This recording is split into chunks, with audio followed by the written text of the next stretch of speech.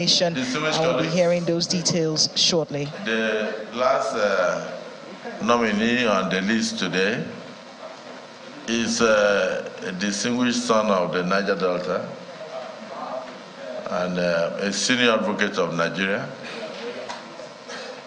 an advocate for justice, and a man who believes in excellence.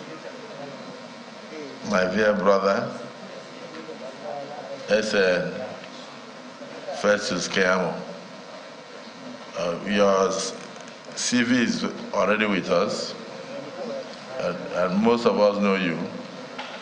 So if there are things you would like to add that are not here, you use the next few minutes to say so. Otherwise, just summarize your life in 1 or 2 minutes so that you can answer questions from the distinguished senators. You are welcome.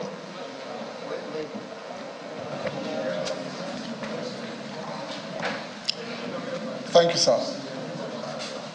The President of the Senate,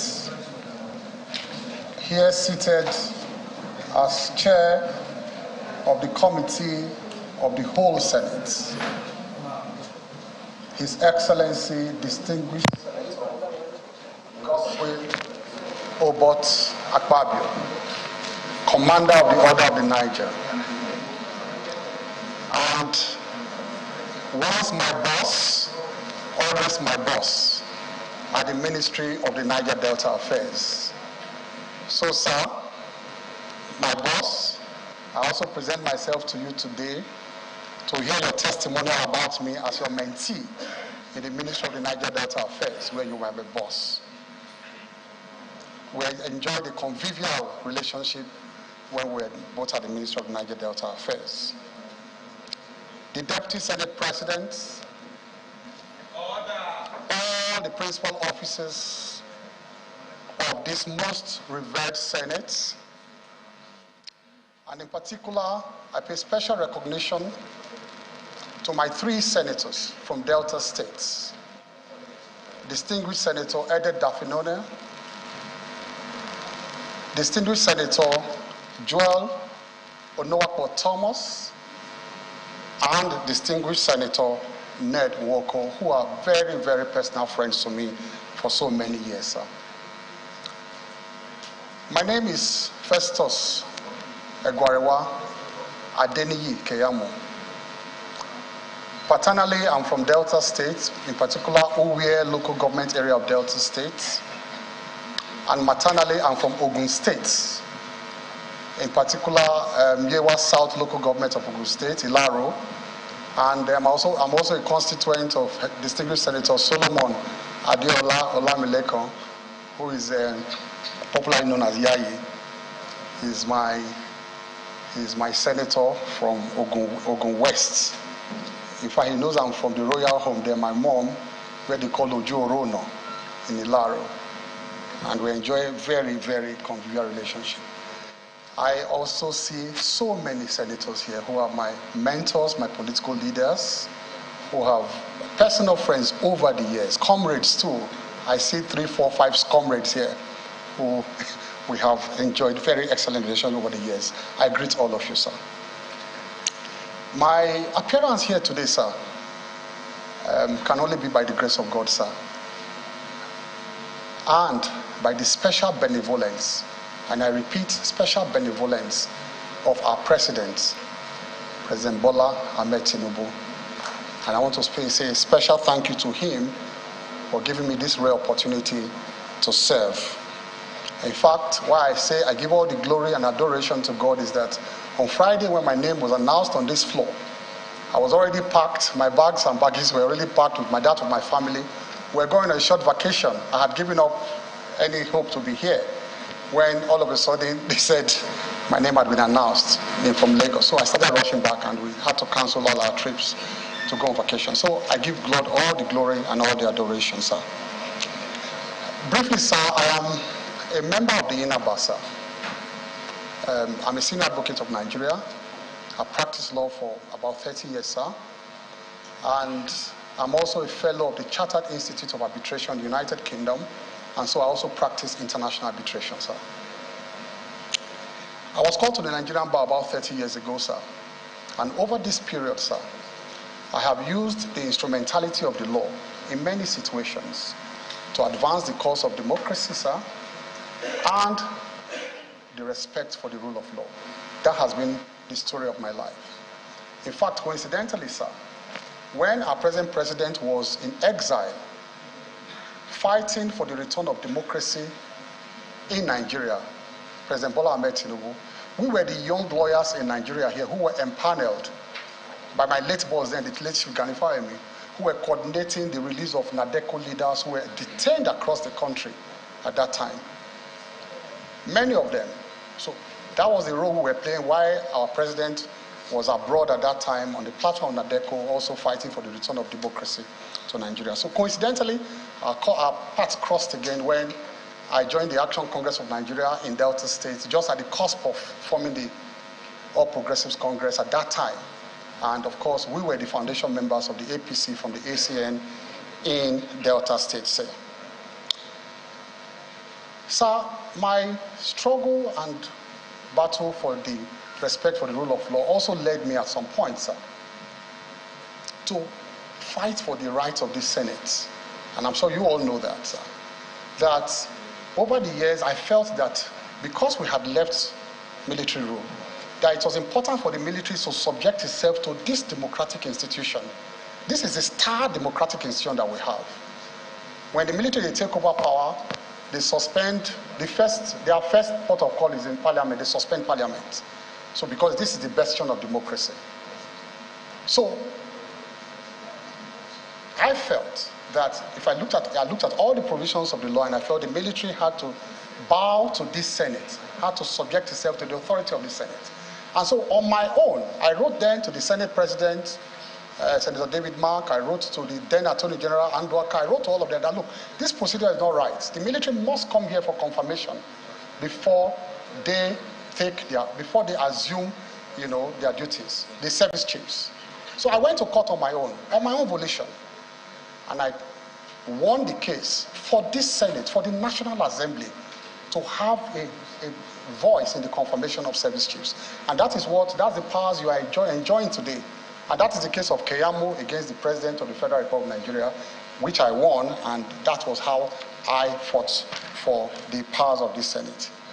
I've also served as a private prosecutor for the Economic and Financial Crimes Commission for so many years, before I was appointed a minister in 2019.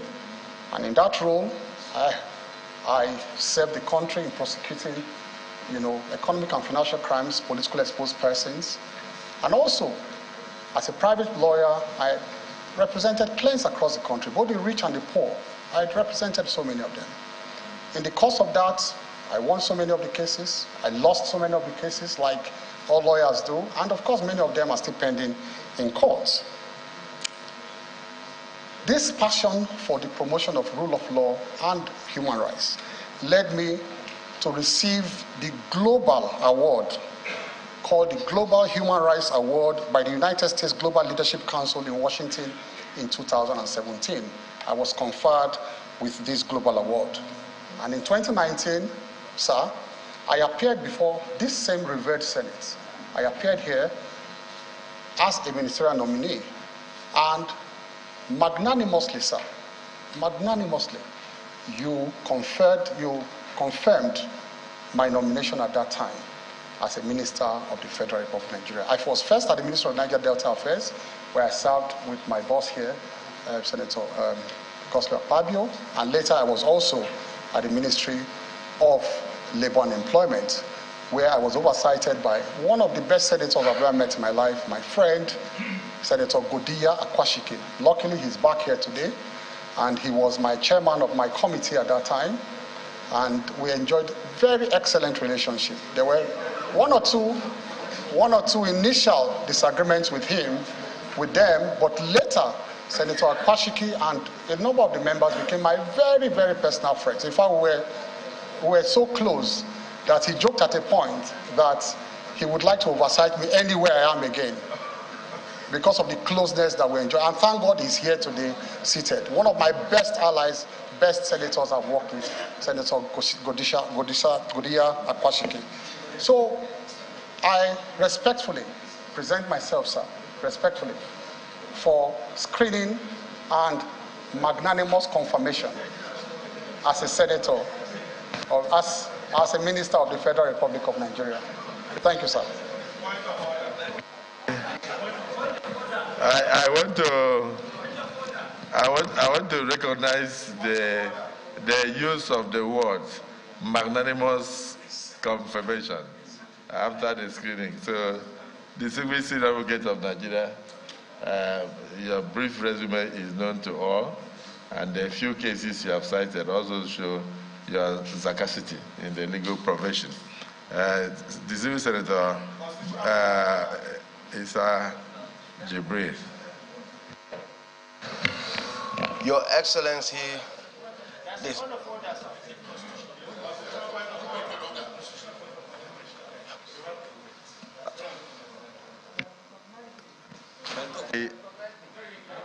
No.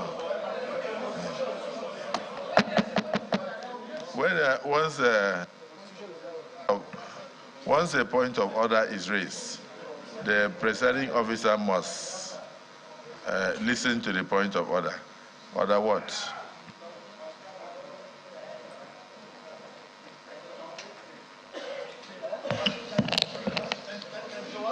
My order is anchored on Section 88 of the Constitution, 1999, as amended.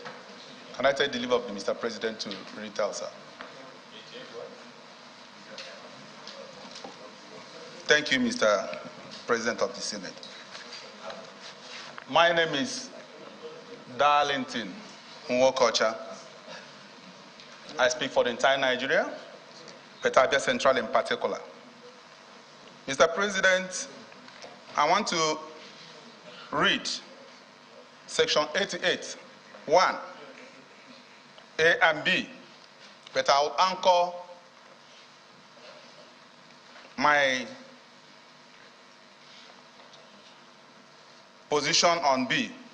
Let me start from 1. Subject to the provision of this Constitution, each House of the National Assembly shall have power by resolution published in its journal or in the official gazette of the government of the Federation to direct or cause to be directed investigation into any matter or thing with respect to which it has power to make laws. B, the conduct of the affairs of any person, authority, ministry, or government department charged or intended to be charged with the duty of or responsibility for executing or administering laws enacted by National Assembly and disbursing or administering monies appropriated to be appropriated by the National Assembly. Mr. President of the Senate, I'm aware that this National Assembly and this arm, the Senate, has 3 major mandates. 1, lawmaking. Secondly, oversight. And thirdly, representation. And I know quite well that what we are doing today is a continuation of what we did yesterday.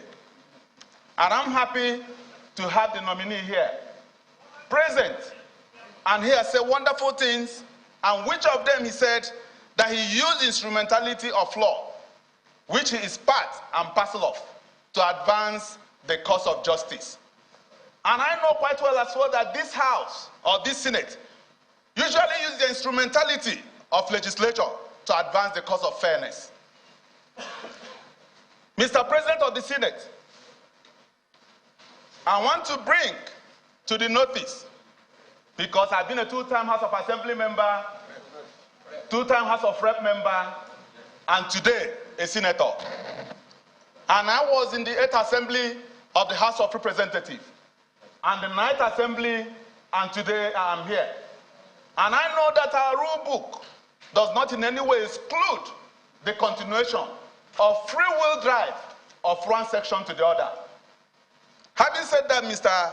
Senate President, I want to bring to the notice of this House that sometime in 2020, that an issue came up. And that issue was the public works program. We all welcomed it with open hands because this is something that will help our people. Today we are talking about paying 8,000 to some people to make sure that it will alleviate poverty. Then it was the amount of 20,000 to 1,000 persons across the 774 local governments, which my local government is part of it. And I'm sure your local government is part of it. And today, 1,000 per each local government minimum, 20,000 naira, has a great multiplier effect that will make our people cushion so many effects that would have led our people into a very greater height. But what really happened? At a point, we wanted to carry out our responsibility, because if some people can use the instrumentality of law, which they find themselves within their confines of their own authority, to advance for all their justices, why can't we use the instrumentality of the legislature to support our people and help the populace, which we represent? Then, at that point, we invited the nominee, because this thing has been a subject of controversy and public debate, which I don't know. We wanted to know and give him fair hearing. Please tell us, because it's now within our own confines authority to know what happened to our constituents. Say, please come and tell us what really happened. What is the structure? What are the indices you are using to carry out these things? Because our people will hold us responsible and accountable. And when he was invited, what we are talking about is a 52 billion naira appropriation, and the right of appropriation resides on the legislature. That is our right. And I know quite well that the right of oversight resides on us, because we have to hold you accountable for whatever thing we appropriate to you. It is our right. And when he was invited, he expressly told us, to the public, that we want to hijack his role, that we want to blackmail us, that we are corrupt, that we want to hijack his role. And I know that he midwifed the process. Nobody's against that.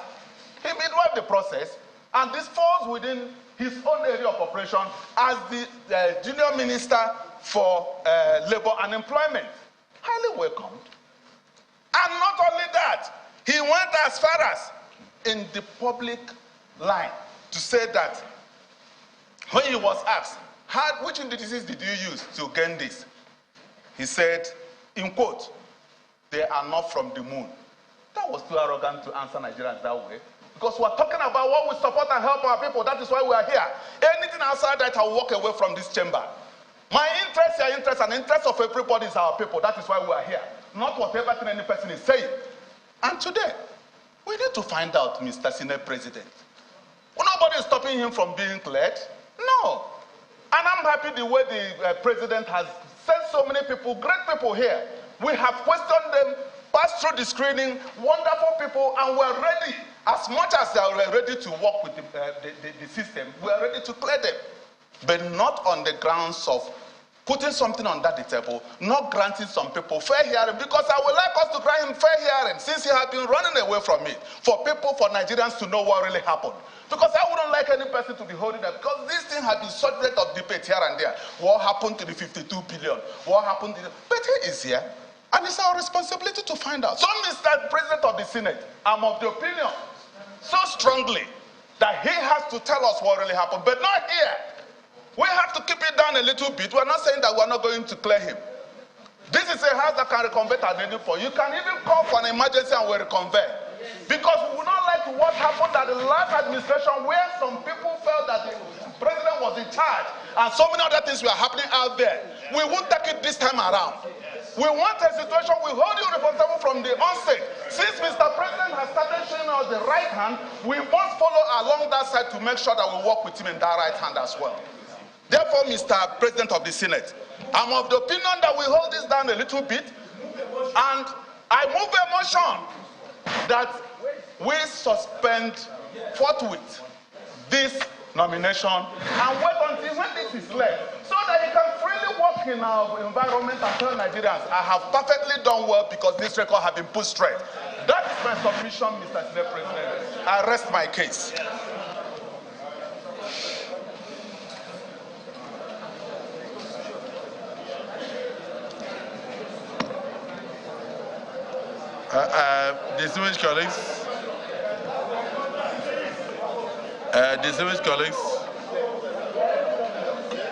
Distinguished colleagues, the point of order raised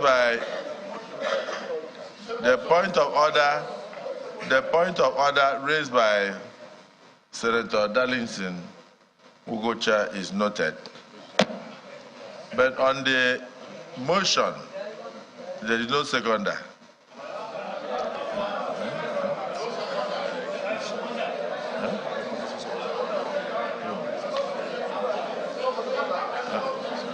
Okay, but let's find out first. Senator, there's a motion on the ground. If you want, you can second it and amend it, whatever. So if there is no seconder,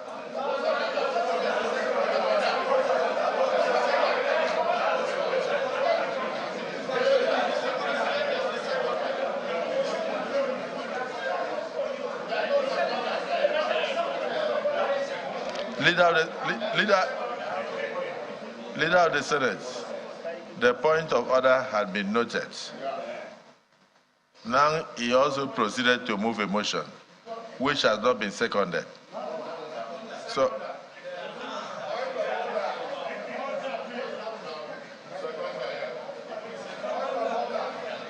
okay, Senator Abaribe, let me hear you. Thank you, Mr. President. I rise to second the motion, very ably moved by Senator Darlington Ugocha, that in view of Section 88B of the 1B of the Constitution, which mandates the National Assembly to go ahead and look into the conduct of affairs of any person, authority, or ministry.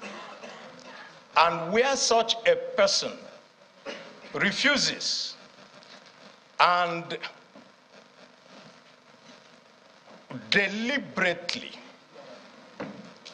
stays away from letting the National Assembly do its work, and in view of the fact that this nominee rejected the summons of both the House of Representatives and the Senate, that I do support that this nominee should be stepped down pending when he decides that the National Assembly has that right to inquire into the workings of a minister and his ministry. I so second. Distinguished colleagues, the motion has been moved and seconded. Those who are in support of the motion that the screening of the nominee be stepped down until further inquiries, say aye. Aye. Those who are against, say nay. Nay.